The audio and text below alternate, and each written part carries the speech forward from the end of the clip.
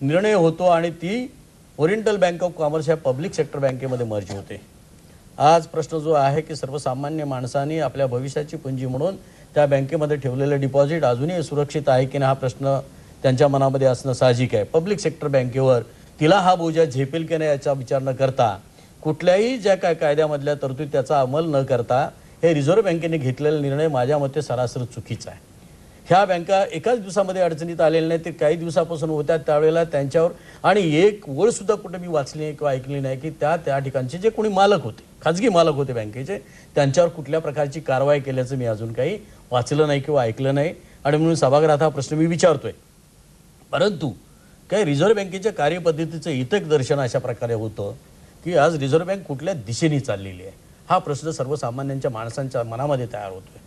कारण मगाशी बोलताना आमचे जाधव साहेब किंवा आपणही मगाशी म्हणालात की नक्की कुणाची जबाबदारी हो, जेव्हा जबाबदारी विभागलेली आहे सहकार खात्याने काय करायचं आणि रिझर्व्ह बँकेकडे दररोजचे जे व्यवहार आहेत ते व्यवहार योग्य पद्धतीने चालवले जाते ही जबाबदारी रिझर्व्ह। जाधव साहेब, अडसूळ साहेबांनी ते मंत्री असताना दिलेल्या दिशेनंच आपण चाललात का दिशा आता बदलली आहे याविषयी थोडंसं सांगा ना। नाही, पण मला आधी नांदोसकरांनी जो प्रश्न विचारलाय त्या प्रश्नाकडे येऊन मी नंतर जे अडसूळ साहेब जे म्हणाले त्याच्याकडे येणार आहे। पहिला मुद्दा त्यांचा असा होता की खासगी बँकांची संख्या कमी का झालेली आहे। त्यांनी उदाहरण दिलं की 1951 साली 566 होते, आता 89 उरलेले आहेत। खासगी बँकांची संख्या कमी झाली कारण त्या बँकांचं इतर बँकांमध्ये विलिनीकरण होत गेलं। उलट 1993 साली आपण पहिल्यांदा पुन्हा नवीन खासगी बँकांना परवानगी देण्याचं धोरण स्वीकारलं। ज्यावेळी वित्तीय क्षेत्रात सुधारणा 1992 साली सुरू झाल्या त्या सुधारणांचा एक अपरिहार्य भाग म्हणून 1994 सालपासून आपण खासगी बँकांना परवानगी द्यायला सुरुवात केली आणि नवीन खासगी बँका आल्यात। तर यांचा असा समज आहे की सेवानिवृत्त लोकांचे जे पैसे आहेत ते खाण्याचं काम भ्रष्टाचारी खासगी बँकांचे संचालक करतायत असं विधान त्यांनी केलं। ते मला अतिशय महत्त्वाचं वाटतं। मला असं वाटतं की भ्रष्टाचार हा खासगी क्षेत्राची मक्तेदारी नाही। किंबहुना तुम्ही थकीत कर्जाचं प्रमाण पाहिलं तर सहकारी बँकांमध्ये थकीत कर्जाचं प्रमाण 21%, सरासरीने 21%। काही बँकांचं तर मगाशी म्हटल्याप्रमाणे 50%च्या पुढे गेलेलं आहे। थकीत कर्जाचं प्रमाण सहकारी बँकांमध्ये 21% आहे आणि राष्ट्रीयकृत बँकांमध्ये ते 8.8% आहे। नेट NPA तर राष्ट्रीय बँकांचे केवळ 3% आलेले आहेत। त्यामुळे आणि खासगी बँकांची तीच परिस्थिती आहे। मला असं वाटतं की या सगळ्यांची थकीत कर्जाचं प्रमाण खूप कमी झालेलं आहे। उलट सहकारी क्षेत्रातल्या बँकांचं थकीत कर्जाचं प्रमाण अवाढव्य प्रमाणात वाढलेलं आहे। त्यामुळे तो सहकार आहे की स्वाहाकार आहे असा प्रश्न पडावा अशी परिस्थिती काही बँकांच्या बाबतीत उद्भवलेली आहे। आणि पुन्हा मगाशी अडसूळ साहेबांनी ते ग्लोबल ट्रस्ट बँक आणली। मला त्या ग्लोबल ट्रस्टचा इथे संबंध आहे असं मला वाटत नाही, कारण ती काही खासगी बँक ती सहकारी बँक त्याविषयी आपण घटनाचक्रमध्येच पूर्वी चर्चा केलेली आहे। पण त्या मुद्द्यावर मला बोलायला कधी आवडेल नाही, पण ती सहकारी बँक नाही। पण मला त्या पण बँकांचं कळतं नाही, पण सहकारी बँका शकतो ना। आजचा विषय आपला सहकारी बँकेत आपण याविषयी काही म्हणत हा सहकाराविषयी ते जे बोलले हाच तो महत्वाचा मुद्दा आहे की सहकारी बँकांचा सरासरी NPA हा 21% आहे। खरं आहे, काही बँकांचा जसं मी बोललो 53%वर गेलो तोपर्यंत रिझर्व्ह बँकेला कुठलं कळलं नव्हतं। कारण पण आपण एम्प्लॉईजचे प्रतिनिधी आहात, आतल्या सगळ्या गोष्टी माहिती आहेत। डायरेक्टर लोक आपापल्या नात्यागोत्यातल्या जसं ते म्हणतात त्यांना सगळ्यांना कर्ज देतात आणि ते बुडीत काढतात, खरं आहे त्या बऱ्याचशा गोष्टी खऱ्या आहेत। याचा अर्थ सर्रास होतं असं नाही, कारण गेल्या वर्षापासून जॉईंट पार्लमेंटरी कमिटीच्या निर्देशानुसार संचालक आणि त्यांच्या नातेवाईकांना कर्ज देऊन अशा प्रकारे रिझर्व्ह बँकेने गाईडलाईन दिल्या, त्याचं आज पालन होत आहे। पहिली गोष्ट, उलट त्याच्या मी विरोधी आहे, त्याच्याबद्दल मी वेळ असेल तर मी येईल त्याच्याकडे। परंतु NPA हा विषय जो आहे ह्या सहकारी बँका पुन्हा आपल्याकडे मूळ उद्देशाकडे जायला लागेल। पहिल्यांदा त्यांचा जन्म कशातून झालोय, कशासाठी झालाय आणि कोण त्या निर्माण करतो।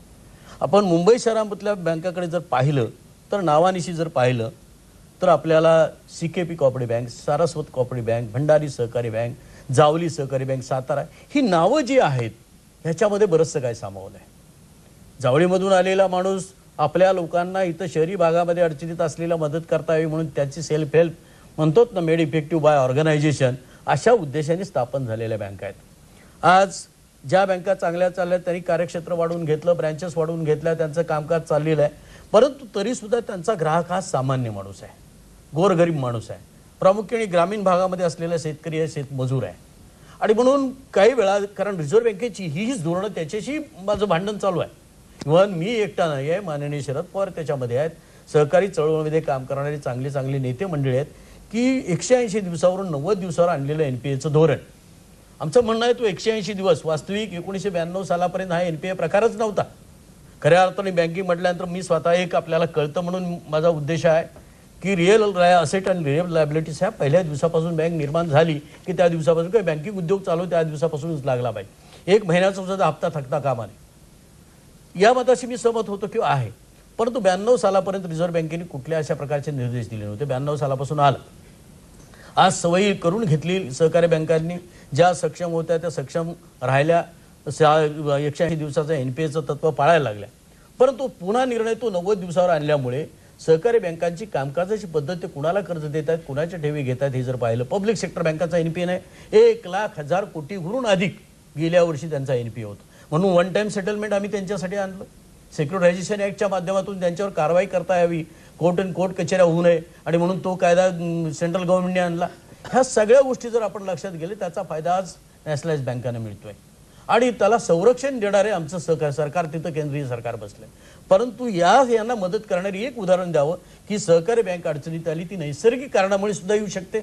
त्यावेळेला एखाद्या परिसरामध्ये काम करणारी सहकारी बँक आहे आणि नैसर्गिक आपत्ती आली, तो तिथला शेतकरी फोन बरेच येत आहेत. देऊ शकत नाही. म्हणून एक फोन घेऊया आणि त्यानंतर आपण रिॲक्शन द्या. अँटॉपिलहून एक प्रेक्षक बऱ्याच वेळेपासून फोन करतायत. नमस्कार, आपण आपलं नाव सांगू इच्छित नाही, आम्हाला ते विचारण्याची इच्छा नाही, आपण आपला प्रश्न मैं एक प्रश्न पूछना चाहता हूँ. पहले डॉक्टर हिंदी में पूछ रहा हूँ. पूछिए. एंटॉपिल एरिया का रहने वाला हूँ.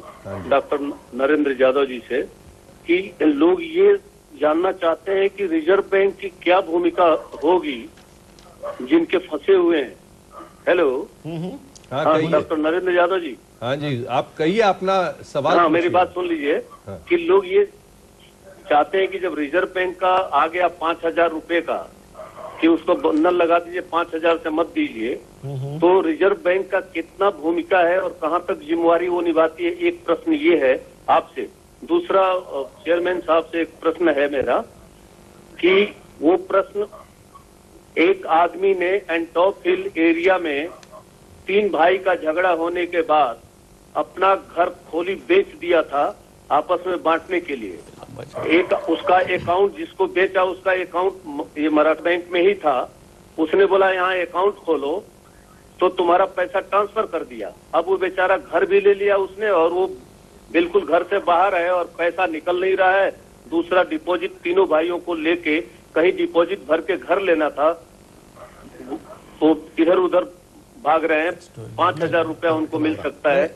इसका ये 2 जब प्रश्न था मेरा. ठीक है, आपके सवाल का अर्थ ख्याल में आ मैं गया. पहले जो सवाल पूछा गया, मला वाटतं त्याचं उत्तर मी हिंदीतच देणं आवश्यक आहे. हिंदी में बोल सकता हूँ ना. तो आपका जो प्रश्न था कि रिजर्व बैंक की भूमिका क्या होगी जो पैसे लोगों के फंसे हुए हैं, इस मामले में मैं आपसे ये कहना चाहूंगा कि रिजर्व बैंक ये जो प्रश्न है इसको गौर से देख रही है, और जो छोटा और सर्वसामान्य जो डिपॉजिटर है उसके पैसे सुरक्षित रहने के लिए रिजर्व बैंक कटिबद्ध है.